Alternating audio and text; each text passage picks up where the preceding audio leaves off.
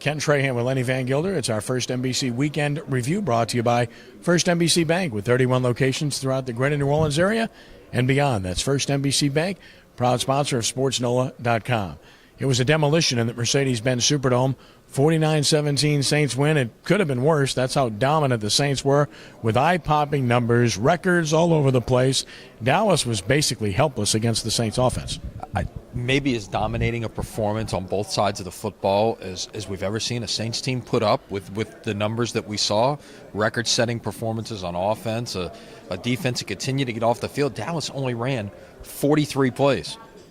By the way, that's 3 more plays than the Saints made first downs in the game. That'll give you an idea just how what the disparity was like on Sunday night. But it was remarkable. The Saints continue to shine when the primetime spotlight is put on them. That's now 12 wins in a row in the Dome when they play a night game. So seem to ramp it up a little bit, but they got to ramp it up again this coming week with San Francisco coming to town. Yeah, very good defensive team. I don't think you'll see them rushing for 250 yards against the 49ers. In fact, they'll be hard-pressed to run for 50 yards against San Francisco. Yeah, it's going to get a lot more difficult. And, the other thing is Jerry Jones, what is he got to be thinking now? He let Rob Ryan get away, let him go, and he goes out and puts a defense out there dealing with much the same personnel that allowed the most yards in the history of the NFL last year, and just goes out and shuts down his offense on Sunday night. Yeah, no doubt. I think it's pretty clear Rob Ryan's a good coach, and he was a scapegoat, which was totally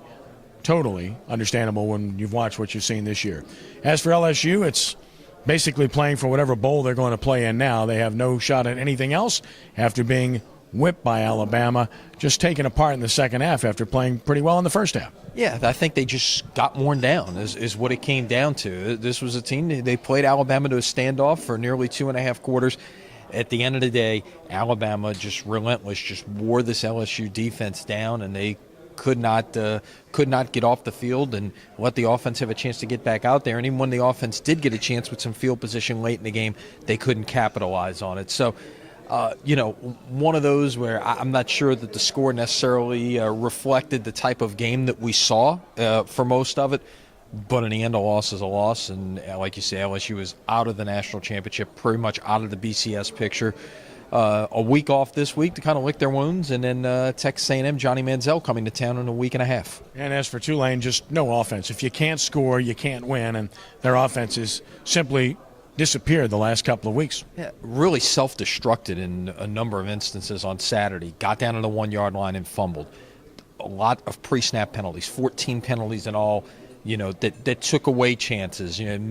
Cairo Santos, normally Mr. Reliable, put him in some tough spots with a 50 and 54-yard field goal tries, one of which got backed up again by a penalty, and he missed both of those kicks. But, one of those games clearly Tulane should have won the football game and let it get away. Now, they've got a week off as well, both Tulane and LSU with an off day on Saturday, and then they've got UTEP coming to the Dome in a couple of weeks. Yep, and then the Pelicans lose to Phoenix for a second straight time. Early on, Jeff Hornacek has done as good a job as anybody in the NBA with those Suns who can shoot the basketball. Disappointing loss for the Pelicans. Tyreek Evans, we'll see moving forward how he is. He didn't score in the game.